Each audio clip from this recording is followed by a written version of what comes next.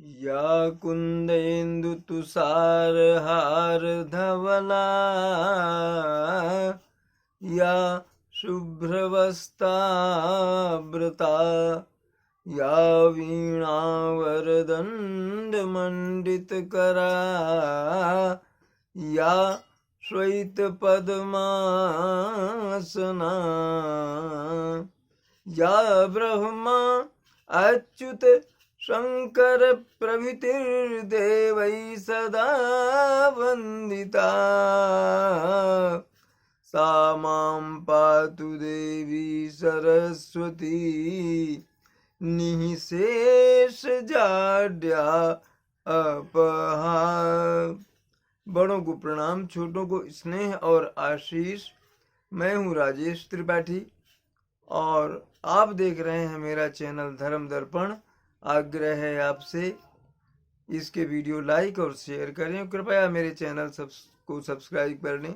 Subscribe करने के लिए किसी भी वीडियो के नीचे जो लाल रंग से अंग्रेजी में सब्सक्राइब लिखा है उसको आपको क्लिक कर देना है, काम हो गया। अगर वो आपसे जीमेल की लॉगिन मांगता है तो वो कर दें और सब्सक्राइब हो जाएगा। अभी तक जिन लोगों ने नहीं किया है उनसे अनुरोध है कि वो कर लें, जिससे मेरे जो नए वीडियो हैं उनको लगातार निरंतर मिलते रहें।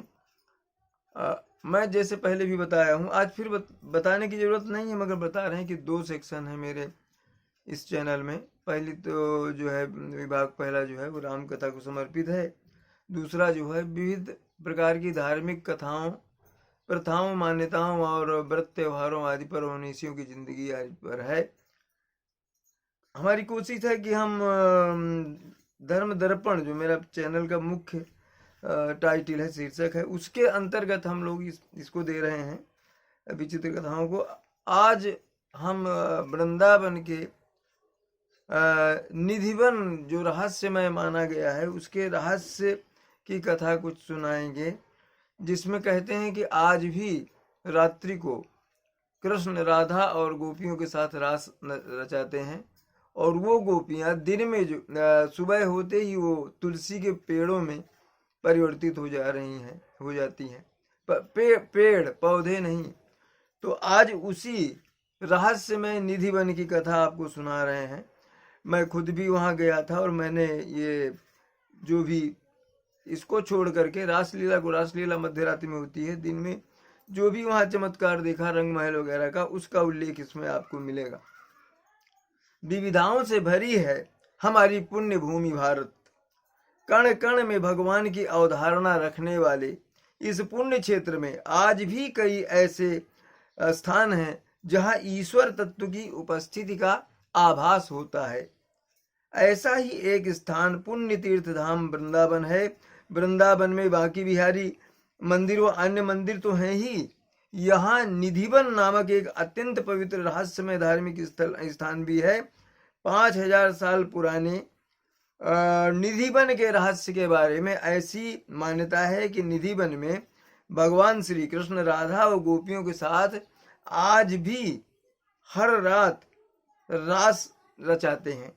यह रास लीला अर्धी रात्रि के बाद होती है। रास के बाद निधिवन में स्थापित रंग महल में कृष्ण और राधा शयन करते हैं। रंग महल में राधा और कृष्ण के लिए रखे गए हैं चंदन के पलक को 7 बजे के पहले सजा दिया जाता है। पलंग के बगल में 1 लोटा पानी, राधा जी के श्रृंगार का सामान और दातून के अतिरिक्त पान रख दिया जाता है। सुबह 5 बजे जब रंग महल के पट खुलते हैं तो बिस्तर अस्त व्यस्त, लोटे का पानी खाली और दातून कुचली हुई और पान चबाया हुआ खाया हुआ मिलता है। रंग महल में भक्त केवल श्रृंगार का सामान ही चढ़ाते हैं जो उनको प्रसाद के रूप में वापस मिल जाता है। अपनी 2016 की वृंदावन यात्रा में मैंने आपके यूट्यूबर राजेश त्रिपाठी ने रंग महल के इस चमत्कार को देखा है। यहाँ यह बताता चलूं कि मैं आस्तिक हूँ, आस्थावान हूँ, सनातन धर्म का पक्षधर हूँ। मैंने अपनी आंखों से जो देखा वही यहाँ बयान कर रहा हूँ। रहस्यमय तुलसी के पेड़ भी देखकर दंग हुआ, क्योंकि तब तक तुलसी का पौधा ही देखा था, पेड़ नहीं। वैसे तो शाम होते ही निधिवन बंद हो जाता है और सब लोग यहाँ से चले जाते हैं, लेकिन फिर भी यदि कोई छुपकर रास लीला देखने का प्रयास करता है तो वो अंधा, गूंगा, बहरा या पागल हो जाता है, ऐसा वहां बताया गया, ताकि वह इस रासलीला के बारे में किसी को बता न सके। इसी कारण से रात्रि 8 बजे के बाद, आरती के बाद, पशु पक्षी परिसर में दिन भर दिखाई देने वाले बंदर, भक्त, पुजारी सभी निधिवन से बाहर चले जाते हैं और परिसर के मुख्य द्वार पर ताला लगा दिया जाता है। स्थानीय लोगों के अनुसार यहाँ जो भी रात को रुक जाता है वह सांसारिक बंधनों से मुक्त हो जाता है। कहते हैं कि एक कृष्ण भक्त रास लीला देखने के लिए निधिवन में छुपकर बैठ गया। जब सुबह निधिवन के गेट खुले तो वह बेहोश पड़ा मिला वो व्यक्ति, और उसका मानसिक संतुलन बिगड़ चुका था। ऐसे अनेकों किस्से यहाँ के लोग बताते हैं। निधिवन में पागल बाबा की समाधि भी बनी हुई है। उनके बारे में भी कहा जाता है कि कृष्ण के परम भक्त थे।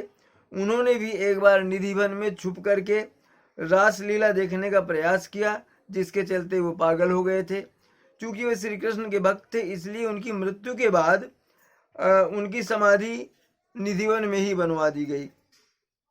2 एकड़ क्षेत्रफल में फैले निधिवन के वृक्षों की विशेषता यह है, वो जो तुलसी के पेड़ हैं, इनमें से किसी भी वृक्ष के तने सीधे नहीं मिलेंगे तथा इन वृक्षों की डालियां जो हैं, आमतौर पर वृक्षों की डालियां ऊपर की ओर बढ़ती हैं, इनकी डालियां नीचे की तरफ आती हैं, नीचे की मिट्टी की तरफ बढ़ती हैं, और कहते हैं कि बिना पानी वानी के भी ये वृक्ष सुरक्षित रह रहे हैं। और कहते हैं कि ये अच्छा जोड़े में दिखते हैं वहां वृक्ष, अक्सर 2 एक को छोड़ दें तो कहते हैं कि ये ऐसे झुकी हुई डालियां आपस में गुथी हुई, जैसे एक दूसरे की बाहें पकड़ी हुई इस तरह से लगती हैं। यहाँ लगी तुलसी के पेड़ जोड़े में है। इसके पीछे यह मान्यता है कि जब राधा संग कृष्ण वन में रास रचाते हैं तब यही जोड़ेदार पेड़ जो है तुलसी के, ये गोपियां बन जाती हैं, और जैसे ही सुबह रास उनके साथ करती हैं और जैसे ही सुबह होती है सब फिर तुलसी के पेड़ में बदल जाती हैं। ये वहां पर मान्यता है। साथ ही एक अन्य मान्यता ये भी है कि इस वन में लगी तुलसी की कोई एक टहनी भी अपने साथ नहीं ले जा सकता।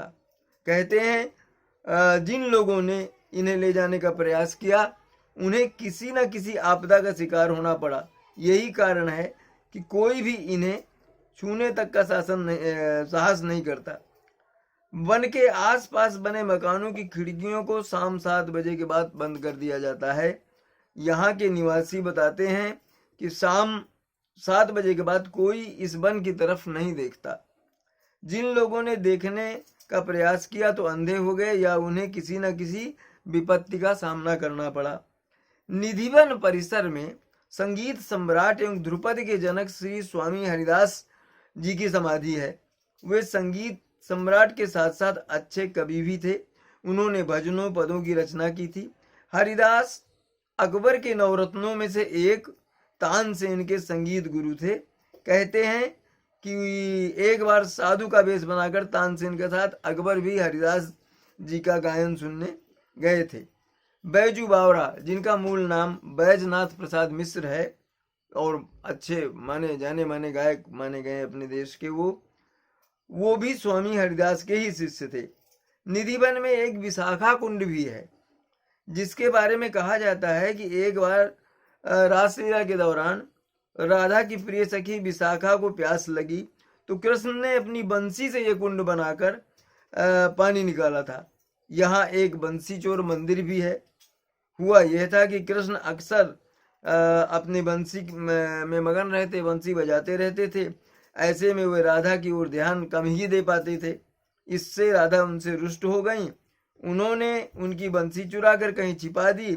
राधा ने बंसी जहाँ छिपाई थी वहीं राधा जी का मंदिर है, जिसे बंसी चोर कहा जाता है। तो इसके अलावा भी कई तरह के वहाँ पर और भी चर्चाएं सुनने को मिली और बहुत ही विचित्र है निधिवन। तुलसी के पेड़ तो हमने वहीं पहले जाकर देखे और ये रंग महल का जो चमत्कार है वो भी देखा गया कि हाँ ठीक है, पान काटा हुआ, दातुन कुचली हुई, लोटे का पानी खाली मिला, बिस्तर में सिलवटें थी जैसे कोई रात यहाँ सोया हो। तो ये चीजें तो अपने चाचू हमने देखा, अपनी आंखों से देखा। अब इसमें क्या चमत्कार है, क्या इसके पीछे है, ये तो शोध का विषय है, मगर ये जरूर है कि रहस्यों से भरा है वृंदावन का निधिवन। तो आज यहीं तक, आज हमने निधिवन के बारे, रहस्य के बारे में आपको बताया। आगे कुछ ऐसी ही कथाएं, ऐसी कथाएं जो आपको भी लगे कि ओ ऐसा होता है, ऐसा है। तो यही प्रयास रहेगा। आज के लिए नमस्कार।